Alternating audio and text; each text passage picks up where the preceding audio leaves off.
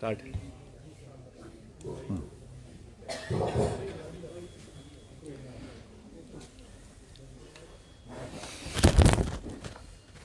आप सभी का आज प्रेस वार्ता में बहुत बहुत स्वागत है।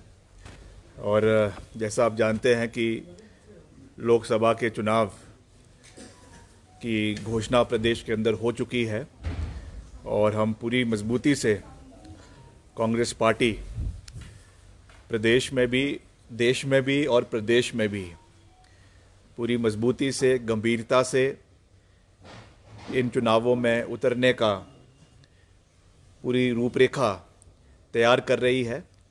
और उसी के अंतर्गत जो हमारी पार्टी की जो हमारी टिकट एलोकेशन है उसकी बैठक बहुत जल्द दिल्ली में आयोजित करवाई जाएगी, जिसमें संभावित है कि 6 तारीख को स्क्रीनिंग कमेटी की बैठक करवाई जाएगी और उसके बाद जैसा पार्टी हाईकमान निर्णय लेगा उस हिसाब से एलोकेशन ऑफ टिकट्स जो है वो आपके 4 लोकसभा सीटों का और विधानसभा सीटों का हिमाचल प्रदेश के अंदर केंद्रीय हाईकमान द्वारा कांग्रेस पार्टी की इसका निर्णय लिया जाएगा।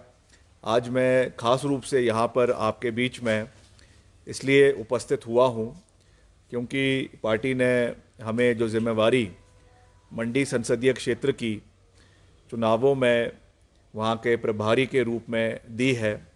मैं जल्द वहाँ पे जाकर अगले 2-3 दिन के अंदर 3 तारीख को मंडी में जाकर वहाँ पे सभी जो हमारे पार्टी के प्रमुख कार्यकर्ता हैं, सभी नेता हैं, सभी फ्रंटल ऑर्गेनाइजेशंस के साथी हैं, उनके साथ बैठकर वहाँ की रणनीति चुनाव की तैयार की जाएगी।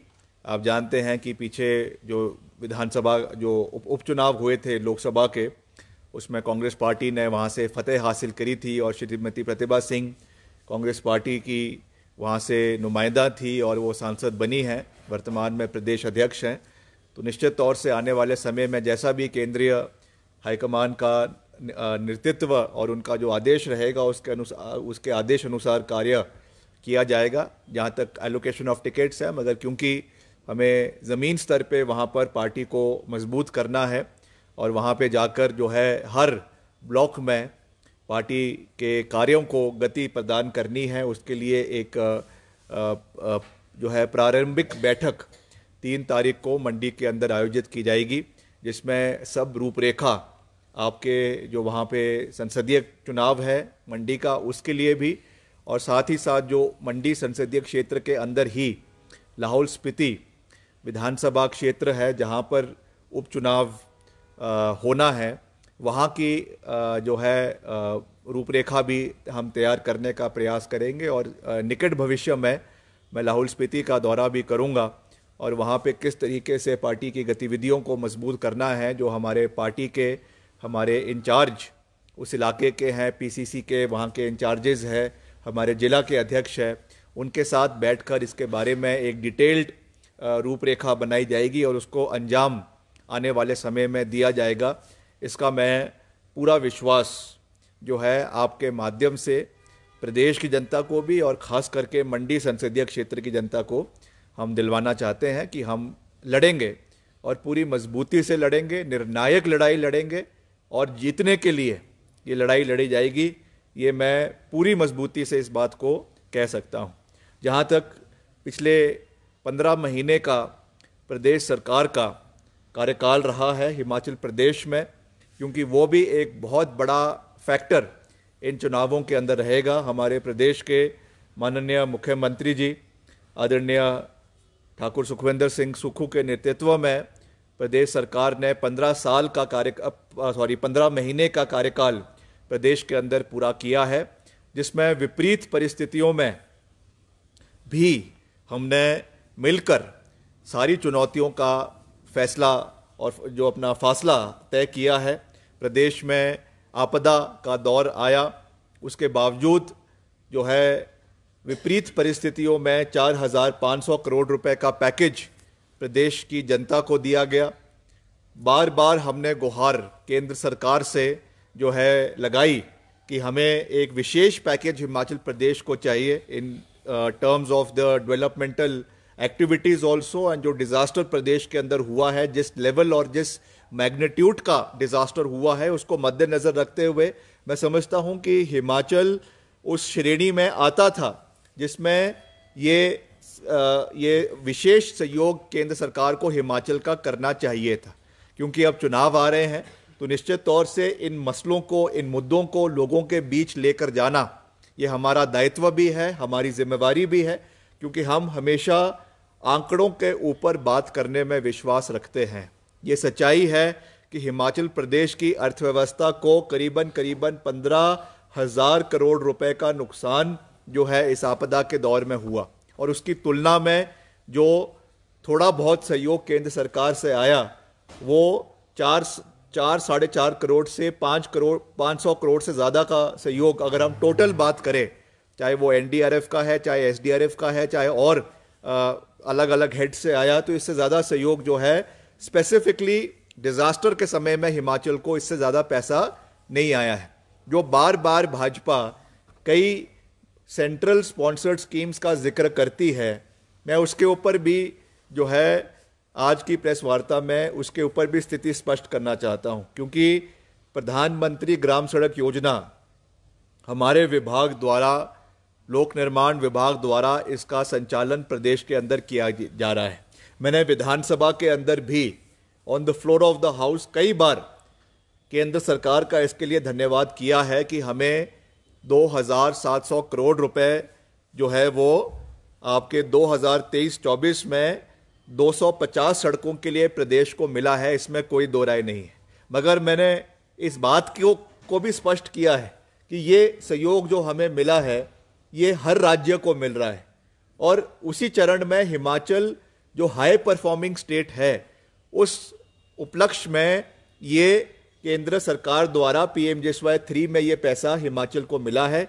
और आपको जानकर खुशी होगी कि हमने रिकॉर्ड समय में इसका टेंडरिंग प्रोसेस, आपके आचार संहिता लगने से पहले हमने कई बैठकों का दौर अपने अधिकारियों के साथ किया, SCs के साथ किया, XCNs के साथ किया, अपने ENC के साथ किया, और हमने उनको ये निर्देश दिए कि इनको हमें टाइम बाउंड तरीके से इस कार्य को पूरा करना है। You will be happy to know, और आपके माध्यम से प्रदेश की जनता को भी जानकर खुशी होगी कि इन 2700 करोड़ के माध्यम से जो 257 आपकी सड़कें हैं, इनके अपग्रेडेशन का जो टेंडर्स है उसकी प्रक्रिया लगभग सारी 80 to 85% जो है वो पूरी हो चुकी है, और इनके जो LOA है, लेटर ऑफ अवार्ड्स है, वो भी जो है कॉन्ट्रैक्टर्स को अवार्ड हो चुके हैं। ये बात मैं इसलिए कह रहा हूं क्योंकि चुनावों में अक्सर ये बातों को उठाया जा सकता है, और इसकी सारी प्रक्रिया पूरी हो चुकी है,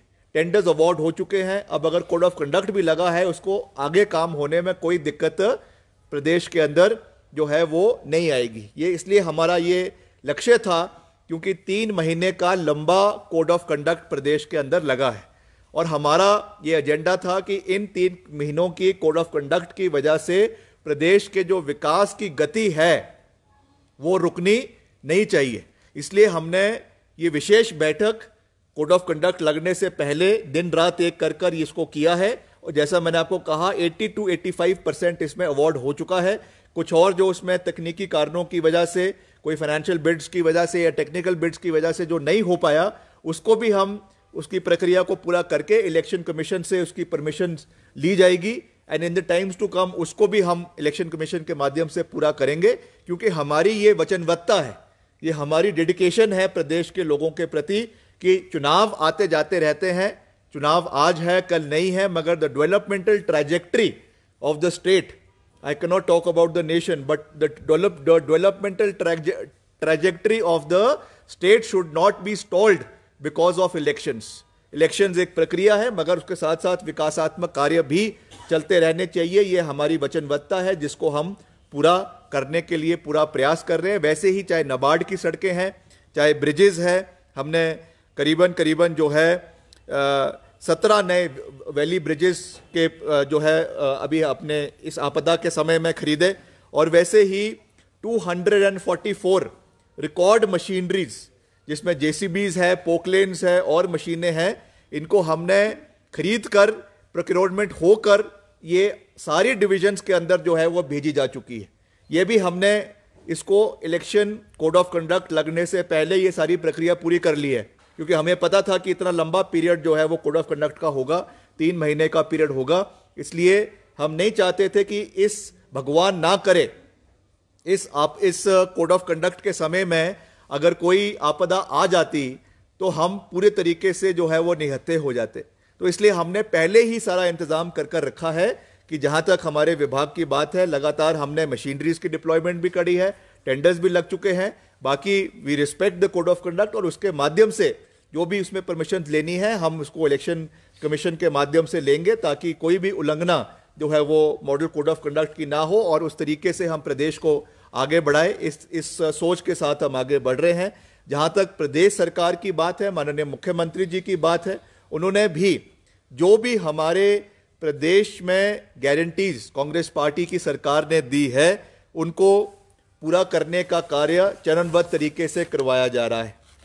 सबसे बड़ी घोषणा जो हमने ओल्ड पेंशन स्कीम की करी थी, उसको पहली कैबिनेट मीटिंग में मुख्यमंत्री जी ने और पूरी काउंसिल ऑफ मिनिस्टर्स ने उसके ऊपर मोहर लगाई है। दैट हैज़ बीन इम्प्लीमेंटेड और आज प्रदेश के लोग उससे, प्रदेश के कर्मचारी 1,75,000 कर्मचारी आज उससे प्रदेश के अंदर लाभान्वित हो रहा है। ये हमारे लिए बहुत गर्व की बात है। और वैसे ही चाहे दूध की आपके मिनिमम गारंटी उसमें दी गई है, जो मिनिमम प्रोक्योरमेंट प्राइस इसके लिए फिक्स की गई है, वैसे ही बागवानों के लिए यूनिवर्सल कॉटन इस आपका जो हमारा ये हमारा जो एग्रीकल्चरल ईयर है, फाइनेंशियल ईयर है, इससे वो शुरू हो जाएगा। जो एक बहुत पुरानी मांग खास करके हमारे सेब बहुल्य क्षेत्र के बागवानों की थी, उसको भी हमने पूरा किया है। और खास करके बागवानों की अगर हम बात करें, खास करके सेब उत्पादकों की बात करें, ये आपदा के समय में मैं इसको बड़े गर्व के साथ ये बात कह सकता हूं कि कोई भी ऐसा गांव, कोई भी ऐसा कस्बा, कोई भी ऐसी पंचायत नहीं थी जहां पर, हालांकि एक समय में 4,300 से 4,500 के बीच में सड़कें बंद हो गई थी, उसके बावजूद हमने रिकॉर्ड समय में सारी सड़कों को प्रदेश के अंदर खोलने का काम किया। और जो है इसके लिए मुख्यमंत्री जी ने अतिरिक्त बजट सब डिविजन्स को दिया। हर लोक निर्माण डिवीजन को पैसा दिया गया, चाहे वो एनडीआरएफ के माध्यम से दिया गया, एसडीआरएफ के माध्यम से दिया गया, मगर रिकॉर्ड समय में सारी की सारी सड़कों को आपदा के समय में खोला गया। उनमें जेसीबी मशीन लगाई गई कि जगहों पे डंगे लगने थे उनको वॉर फुटिंग के ऊपर उन डंगों को लगाया गया, ताकि हमारे बागवानों का जो माल है, चाहे वो नाशपाती है, चाहे सेब है, चाहे प्लम है, वो रिकॉर्ड समय में जो है वो मंडियों के अंदर पहुंचे। ये हमारी वचनबद्धता थी, ये हमारी सरकार की संवेदनशीलता थी, हमारा दायित्व था, हमारी जिम्मेवारी थी, जिसको पूरा करना हमारा नैतिक दायित्व था, जिसको हमने पूरा करने का पूरा प्रयास किया है।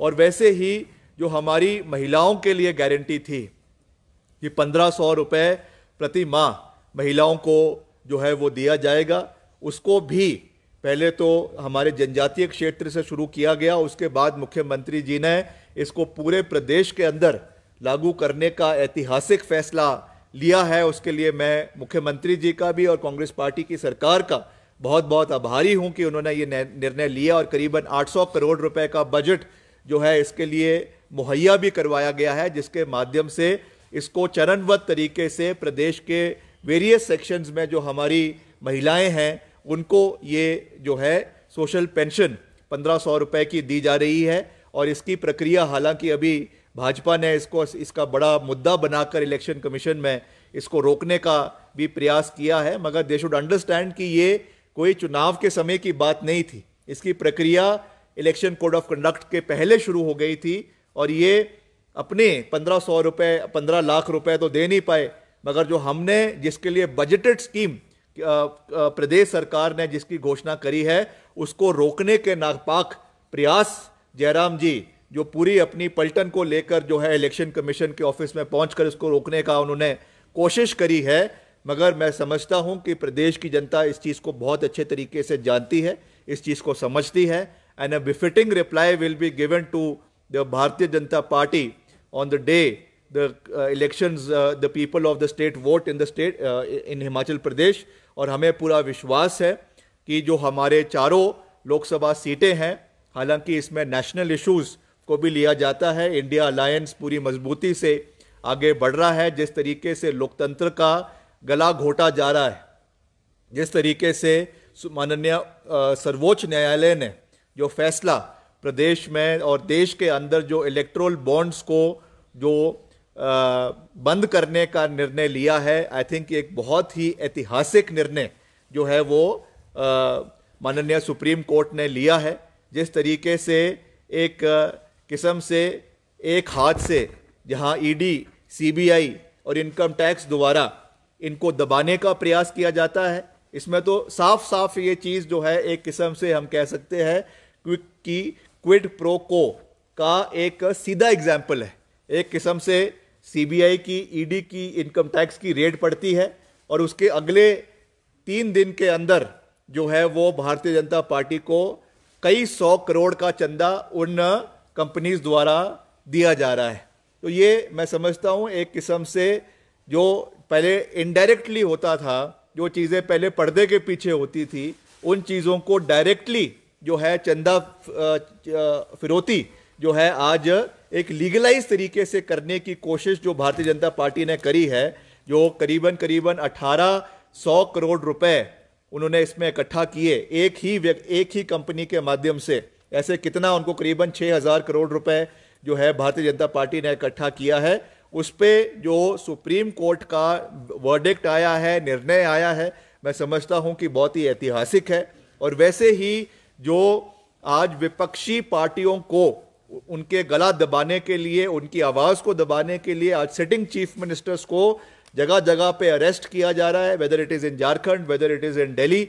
इस चीज का भी एक निर्णायक निर्णय और निर्णायक जो है एक जनता इस चीज का आवाज का जवाब जो है वो चुनावों के समय में देगी, क्योंकि पहली बार इस तरीके की अनप्रेसिडेंटेड चीजें हम देश के अंदर देख रहे हैं।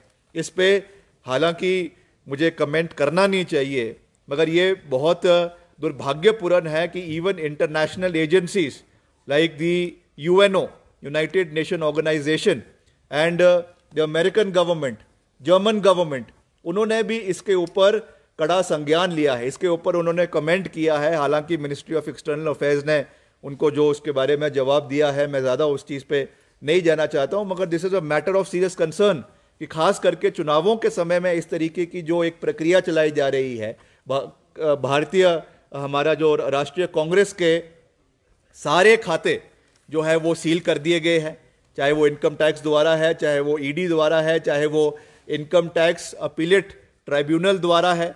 आज करीबन 120 करोड़ रुपए कांग्रेस पार्टी के अकाउंट से निकाल दिए गए हैं।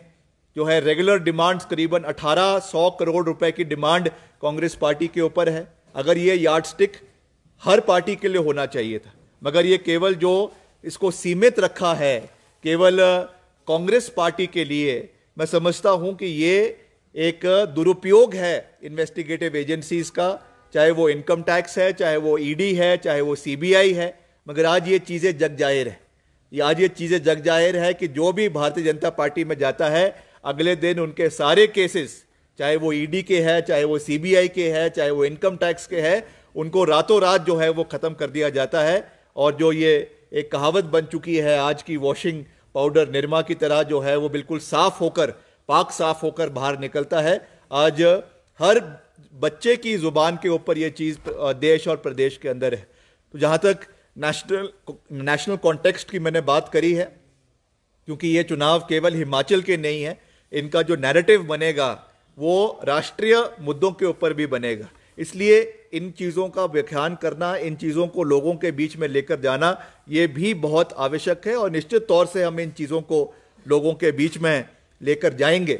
और विकास कार्य जो कांग्रेस पार्टी की सरकार ने, विपरीत परिस्थितियों में कांग्रेस पार्टी की सरकार ने, माननीय मुख्यमंत्री जी ने और सभी काउंसिल ऑफ मिनिस्टर्स के हमारे सभी साथियों ने, कलीग्स ने, माननीय विधायकों ने अपने अपने विधानसभा क्षेत्रों में किए हैं, उसके बारे में भी पूरा व्याख्यान किया जाएगा। और लोकसभा के साथ साथ जो हमारी 6 विधानसभा के उपचुनाव होने हैं, वो भी वो तो एक अलग कॉन्टेक्स्ट के साथ लड़े जाएंगे, क्योंकि किन परिणामों में किस किस वेशभूषा के साथ और किस मैं समझता हूँ पॉलिटिकल एटमॉस्फेयर में ये सब चीज़ें प्रदेश में पिछले 1 महीने का जो घटनाक्रम हुआ है, अब मैं उसके बारे में ज़्यादा कमेंट इसलिए नहीं कर रहा क्योंकि चुनावों में इसका परिणाम जो है वो देखने को मिलेगा। हिमाचल प्रदेश में आज तक इस तरीके की चीज़ें हमको देखने को नहीं मिली है और मैं समझता हूं कि ये दुर्भाग्यपूर्ण है कि इस तरीके का निर्णय प्रदेश के कांग्रेस पार्टी के विधायकों ने लिया और उसका भुगतान आने वाले समय में प्रदेश की जनता और ख़ास करके उन विधानसभा क्षेत्रों की जनता जहां पे ये उपचुनाव होने हैं, और आधा बेड़ा पार तो वो करवाएगी और आधा वो करवाएंगे जो भाजपा के उस क्षेत्र के स्थापित नेता है जिनके भविष्य को, जिनके राजनीतिक भविष्य को दुबाकर ये कार्य करवाया जा रहा है। क्योंकि भारतीय जनता पार्टी का जो केंद्रीय हाईकमान है वो ये समझते हैं कि जो तुगलकी फरमान जो दिल्ली से जो वहाँ से निकल गया उसको भाजपा का हर कार्यकर्ता उस चीज़ को अपनाएगा। मगर आज जिस तरीके के विद्रोह के स्वर, चाहे वो ज्वाली के अंदर, चाहे वो देरा के अंदर है, चाहे वो हमीरपुर के अंदर है, चाहे वो सुजानपुर के अंदर है, चाहे वो कुटलहर के अंदर है, चाहे वो गगरेट के अंदर है, चाहे वो लाहौल स्पीति के अंदर है, आज वो चीज़ें जग जाहिर है। जिस तरीके से आज बैठकें का दौर पूरे प्रदेश के अंदर चला हुआ है, अब आने वाले समय में इसका किस ओर ये चीज़ें करवट लेती है ये तो समय ही बताएगा। मगर मैं इस चीज़ को पूरे विश्वास के साथ कह सकता हूँ कि जो भी ये काम किया है इट इज़ वेरी अनफॉर्चुनेट, और ख़ास करके हिमाचल प्रदेश जैसा राज्य जो एक देवभूमि के नाम से जिस चीज़ को जाना चाहता है, वहाँ पर इस तरीके का कांड करना ये बहुत अनफॉर्चुनेट है, बहुत दुर्भाग्यपूर्ण है। हिमाचल के इतिहास में आज तक इस तरीके का दुर्भाग्यपूर्ण कार्य किसी भी लोकतांत्रिक पार्टी, चाहे वो भाजपा है, चाहे वो कांग्रेस है, चाहे वो कोई दल है, हमने भी बहुत सा दौर देखा है। ज़रूरी नहीं कि जब मैं विधायक था या मंत्री था उस समय ही, उसके पहले के जो दौर हिमाचल प्रदेश की राजनीति में देखे जो रहे हैं, जब वीरभद्र सिंह जी प्रदेश के 6 बार मुख्यमंत्री रहे, उस समय भी हमें राजनीति और राजनीतिक दृष्टिकोण को बहुत पास से देखने का सौभाग्य प्राप्त हुआ। मगर इस तरीके की पॉलिटिकल अपॉर्चुनिटीज़म मैं समझता हूँ आज तक हिमाचल प्रदेश के इतिहास में हमने नहीं देखी है। अगर किसी को अपनी बात कहनी है तो निश्चित तौर से पार्टी फोरम के अंदर with in the 4 walls of the party forum अपनी बात को रखने का सबका लोकतांत्रिक अधिकार भी है और बात को रखा भी जा सकता है। मैं अपना एग्जाम्पल दे सकता हूँ फॉर दैट मैटर कि मैं everybody knows, the entire state knows, I believe in calling a spade. अगर हमें भी कुछ लगा कि कभी कोई कमी पेशी पार्टी के अंदर है या सरकार के अंदर है, हम भी उसको अपने फोरम पे, चाहे वो मुख्यमंत्री जी के पास रखना है, चाहे पार्टी अध्यक्ष के पास रखना है, चाहे अपने पार्टी के इंचार्ज के पास रखना है, हमने हमेशा रखा है। Because we have the interest of the party at heart. अगर हमें लग रहा है कि कुछ कमियां हैं, कुछ गलतियां हैं, तो उसको उठाना, उसको जगजाहिर करना, उस चीज़ को पार्टी फोरम में रखना, ये हम सब का दायित्व बनता है। If you are not doing that, I think we are failing in our responsibilities. मगर उस चीज़ को आड़े हाथ लेते हुए बाहर का रास्ता ले लेना, मैं समझता हूं कि वो एक बहुत बड़ा क्वेश्चन मार्क है। और जैसा मैंने कहा कि उसका जवाब आने वाले समय में प्रदेश की जनता और खास करके उन विधानसभा क्षेत्र की जनता लोगों को देगी या लोग उनको देंगे, इस चीज़ का मैं पूरी मजबूती से बात कह सकता हूं। बाकी जहां तक प्रत्याशियों की बात है, चारों लोकसभा सीटों में जल्द कांग्रेस पार्टी के प्रत्याशी और 6 के 6 विधानसभा हलकों में पार्टी के जो प्रत्याशी है उनको कांग्रेस पार्टी जल्द से जल्द तय करेगी। And we will fight these elections with all our might. पूरी मजबूती से इन चुनावों को, पूरी गंभीरता से इन चुनावों को लड़ा जाएगा। हमारे जो माननीय इंचार्ज है कांग्रेस पार्टी के राजीव शुक्ला जी, आप जानते हैं कि वो एक बहुत अच्छे जो है स्ट्रैटेजी वाले नेता हैं, जो बड़े अच्छे तरीके से हर चीज़ को संभालते हैं। वो यहाँ पर आकर बैठेंगे, हर चीज़ को बहुत गंभीरता से देखेंगे और पूरे तरीके से कैसे चुनावों को लड़ना है, कैसे चुनावों की स्ट्रैटेजी बनानी है, उसकी हम पूरी गंभीरता से कार्य करेंगे और उनको फिर आने वाले समय में हेड्स ऑन भारतीय जनता पार्टी को लिया जाएगा। एंड मैं आपको पूरी मजबूती से यह बात कह सकता हूं कि हम जहाँ तक लोकसभा की बात है, उसके साथ जो उपचुनाव की बात है, उसमें भी हम एक कंफर्टेबल तरीके से जो है विधानसभा की इसमें भी जीतेंगे। एंड द कांग्रेस पार्टी की जो सरकार हिमाचल प्रदेश के अंदर है, माननीय मुख्यमंत्री जी के नेतृत्व में अपने 5 साल का कार्यकाल पूरा करेगी। और जो भी बातें हमने शुरू करी है चरणबद्ध तरीके से, जो डेवलपमेंटल एक्टिविटीज़ प्रदेश के अंदर हमने शुरू करी है, इनको 5 साल के कार्यकाल में, जिसमें से 1 साल पूरा हो चुका है, अगले 4.5 साल में इनको चरणबद्ध तरीके से प्रदेश के अंदर इम्प्लीमेंट किया जाएगा। जयराम जी जो हर मंच के ऊपर ये भाषण देते रहते हैं कि 4 जून को जब परिणाम आएंगे तो 2 सरकारें हिमाचल के अंदर बनेगी, देश और प्रदेश में बनेगी, ये वैसा ही उनका बयान है जो जब वो नए मुख्यमंत्री बने थे तो उन्होंने कहा था कि मैं अब 25 साल तक हिमाचल प्रदेश का मुख्यमंत्री रहूंगा। तो ये वैसा ही कुछ बयान है। मुंगेरी लाल के हसीन सपने वो देखते रहे, मगर जैसे हमने उनके चारों खाने चित पीछे जब उपचुनाव हुए थे उस समय चारों खाने चित किए थे, 1 लोकसभा का और 4 हमने उपचुनाव जीते थे, जिसकी वजह से एक माहौल कांग्रेस पार्टी की सरकार बनने का हिमाचल प्रदेश के अंदर बना था। उसी तरीके से जयराम जी का और भाजपा का चारों खाने चित 4 जून को हिमाचल प्रदेश के अंदर होगा।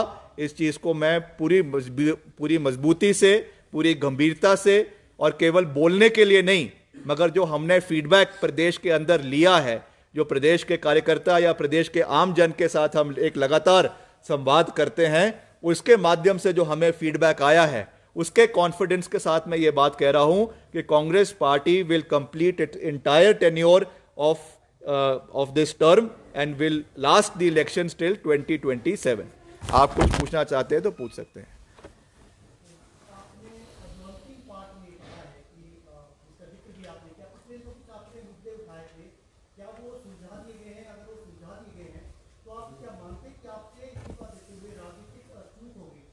नहीं, मेरे से कोई चूक नहीं हुई थी। मैंने जो किया उस समय किया, मगर जैसा मैंने कहा, I believe in calling a spade. तो मैंने अपनी बात को पूरी गंभीरता से मुख्यमंत्री जी के पास भी रखा, और पार्टी अध्यक्षा के पास भी रखा, और राजीव शुक्ला जी के पास भी रखा, और पार्टी फोरम पे रखा, और उसका रिड्रेसल हुआ है। उसके लिए मैं सभी नेताओं का धन्यवाद भी करता हूँ। And we have to work as a team. But as I said कि if there is any shortcoming on anybody's part, हमारे उसमें भी रह सकती है। कोई भी परफेक्ट नहीं होता, कमियां सबके अंदर थोड़ी बहुत रह जाती है। तो उसको उजागर करना अपने पार्टी के अंदर, उस चीज़ को उसका रिड्रेसल करना, टाइमली रिड्रेसल करना, मैं समझता हूँ ये हमारा लोकतांत्रिक अधिकार है। And Congress party is a democratic party, जहाँ पे सबको अपना आवाज़ रखने का अधिकार है। ये भाजपा की तरह नहीं है कि केवल 1 मैन शो है। ये केवल इस तरीके की पार्टी नहीं है, सबको अपना अधिकार है बात रखने का, और उसका रिड्रेसल हुआ है। उसके लिए मैं अपनी पार्टी की हाईकमांड का, पार्टी नेतृत्व का जो है वो धन्यवाद करता हूँ। सर, आपने कल जो है वो बयान दिया था, आपने कहा था कि जो कंगना रनौत हैं और वो जो है वो जब आपदा थी तब यहाँ पर नहीं थी, और दूसरा आपने कहा था कि मंडी की जनता जब वोट डालेगी तो ये देखें कि कहीं भी मुंबई तो नहीं जाना है। उसको मैंने रिप्लाई बैक किया, उन्होंने कहा है कि मेरा मंडी में भी घर है, मनाली में भी घर है, मेरे भाई यहाँ रहते हैं, मेरी बहन यहाँ रहती है, मैं बीच में आती रहती हूँ, ऐसा नहीं है मैं। हाँ, तो बीच में आती रहती है ना, खुद ही अपनी बात को कह रही हैं कि मैं बीच में आती रहती हूँ। भाई या उनके देखिए, सबसे पहले तो मैं कंगना जी का बहुत बहुत उनका आभार प्रकट करता हूँ, और मैं उनको कहता हूँ कि वो हमारी बड़ी बहन है। मैं उनका बहुत व्यक्तिगत रूप से मान सम्मान करता हूँ। उन्होंने हिमाचल प्रदेश का नाम बॉलीवुड जगत में रोशन किया है। That is a very good thing, that is undisputed, और उसमें कोई भी राजनीति नहीं होनी चाहिए। जहाँ तक उनका राजनीतिक अखाड़े में उतरने की बात है, निश्चित तौर से जब वो उतर ही गई हैं तो हर चीज़ का वाद विवाद होगा, इसमें कोई दो राय नहीं है। जब कांग्रेस पार्टी पूरी मजबूती से जो है चुनावी मैदान में उतरेगी तो उनसे ये प्रश्न पूछे जाएंगे कि केवल चुनाव के समय में ही उनको मंडी क्यों याद आया है। कल वो जो है वो काशी की बात कर रही थी, काशी विश्वनाथ की बात कर रही थी, और छोटी काशी की बात कर रही थी। तो ये चीज़ें उनको तब याद क्यों नहीं आए जब प्रदेश में इस दशक की नहीं मगर इस शताब्दी की सबसे बड़ी आपदा हिमाचल प्रदेश को आई। उस समय बॉम्बे से उनका सर्वर डाउन हो गया था, ऐसी भी रिपोर्ट्स आई थी। उस समय हिमाचल प्रदेश को सहयोग करने के लिए जो उनको सहयोग करना चाहिए था, कि कितना किया कितना नहीं किया, क्या वो एक बारी भी मंडी संसदीय क्षेत्र की किसी प्रभावित परिवार के लोगों से मिली? क्या वो कुल्लू में, मनाली में उनका घर है, क्या एक बारी भी वो, और तो छोड़िए क्योंकि मंडी संसदीय क्षेत्र हिमाचल प्रदेश का 1/3 क्षेत्र है, मगर अगर वो मनाली में उनका घर है, मनाली के पतली कुल में ब्रिज बह गया था, मैं वहां पर खुद एज PWD मिनिस्टर मैं वहां पे गया, वहां पे आपके जो है और आपके बंजार के अंदर ब्रिजेस बह गए थे, कुल्लू के अंदर, मनाली के अंदर जो है ब्रिजेस बह गए थे। वहां के हम जो प्रभावित परिवार है हम उनसे जाके मिले, क्या वो एक दिन भी अपने शेड्यूल से निकाल कर इन क्षेत्र के लोगों से मिलने के लिए आई? उनका घर अगर मनाली में है तो कुल्लू वहां से मात्र 20 से 25 किलोमीटर का रास्ता है, क्या वो वहां पे आके लोगों से मिली? भामला में उनका घर है, मंडी में सरका घाट में सबसे ज्यादा नुकसान अगर कहीं मंडी के अंदर हुआ तो सरका घाट में और आपके थुनाग के अंदर हुआ। दोनों जगह में वर्तमान सांसद जो थी प्रतिभा सिंह जी हर जगह पे गई, उन्होंने वहां के लोगों का सहयोग किया। एज PWD मिनिस्टर मैंने भी सरका घाट का भी दौरा किया, भामला का भी दौरा किया और आपके थुनाग का भी दौरा किया, बाली चौकी का भी दौरा किया, वहां के आपदा प्रभावित परिवारों से मिले। अगर उनका ये मन था कि मैंने यहां से चुनाव लड़ना है, अगर वो कहती हैं कि मैं मंडी की बेटी हूं, तो बेटी केवल चुनावों के समय में बेटी नहीं होती है, बेटी पूरे समय की बेटी होती है, चाहे अच्छे दिन है चाहे बुरे दिन है। तो ये चीजें आने वाले समय में जरूर लोगों के बीच में आएंगी। चुनावों के बीच जब ये मुद्दे उठेंगे तो निश्चित तौर से इसका जवाब श्रीमती कंगना रनौत को देना होगा कि क्या वो इन समय के अंदर मंडी में आई, और अगर आई तो कहां गई, और गई तो किससे मिलने गई। इसका जवाब कंगना रनौत जी को मंडी संसदीय क्षेत्र की जनता को देना पड़ेगा। सुश्री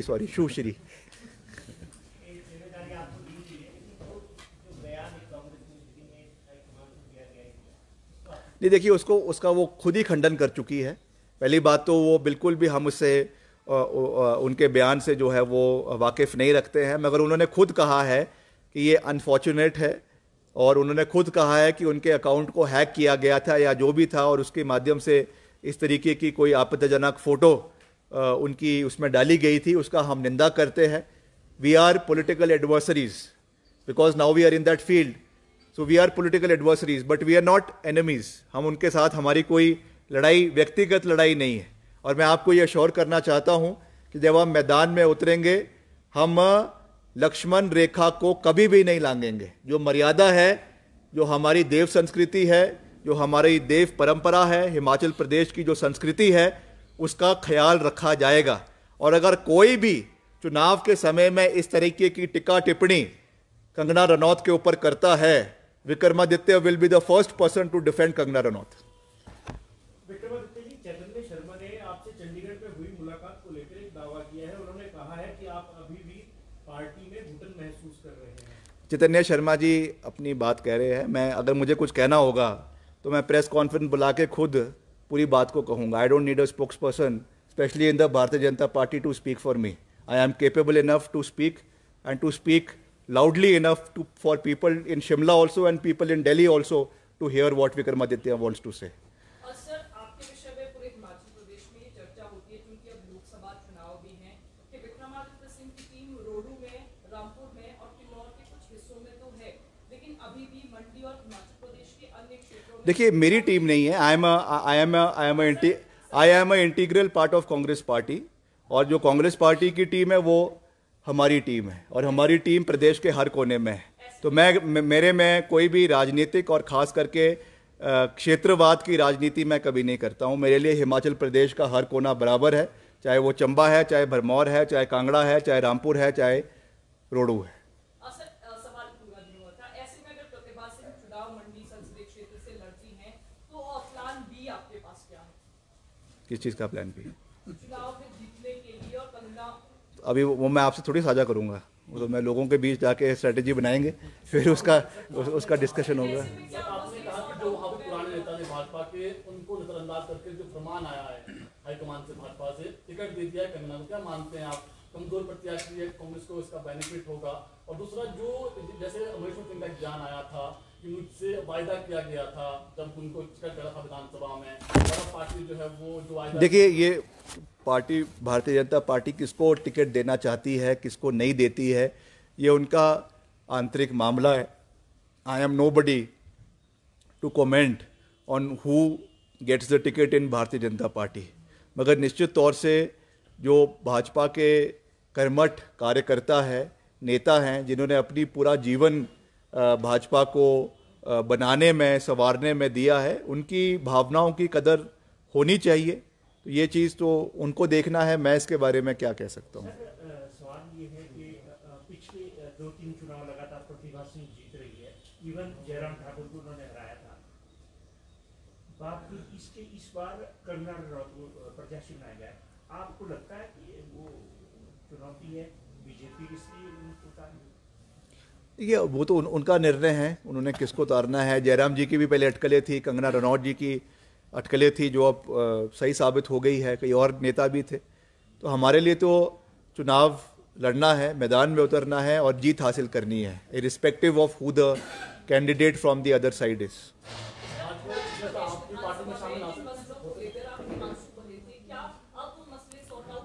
देखिए I am a emotional person. कुछ चीज़ों में अगर कुछ ऐसी बात हो गई है तो ठीक है, it the times to come it will be sold. Everything, हर चीज़ का एक समय होता है, और जो चीज़ है मैं हर चीज़ को बहुत स्पष्ट तरीके से कहता हूँ और साफ कहता हूँ। ठीक है, मेरे मन में कोई बात थी, मैंने कही, तो उसको आने वाले समय में it will be addressed, it will B duly addressed, and the party high command has said that all your issues will be taken into consideration. So उससे that is end of the matter. उस पर और कोई चर्चा करने की आवश्यकता मैं समझता हूँ कि है नहीं। तो रामलाल मार्कंडा ने कहा कि मैं कांग्रेस से भी चुनाव लड़ सकता हूँ, बहुत सारे और भी बीजेपी के नेता है। कितने नेता है कांग्रेस के संपर्क में? नहीं, काफ़ी नेता है। मुख्यमंत्री जी ने भी इस बात को कहा है कि काफ़ी नेता है जो भाजपा के कांग्रेस के संपर्क में हैं, मगर अल्टीमेटली ये मेरा कार्य अधिकार क्षेत्र नहीं है। जो पार्टी की हमारी अध्यक्षा है, मुख्यमंत्री जी है, और जो हमारे पार्टी के इंचार्ज है, वो इसके ऊपर कॉल लेंगे कि किसको पार्टी के अंदर विलीन करना है, किसको लेना है, किसको नहीं लेना है। ये उनके द्वारा इस कॉल को लिया जाएगा। हाँ, ये ज़रूर है कि अगर हमसे कोई संपर्क करेगा तो उसको हम उन चीज़ों को हम जो है अपने पार्टी के जो हमारा ये है लीडरशिप है उनके समक्ष इस बात को रखेंगे।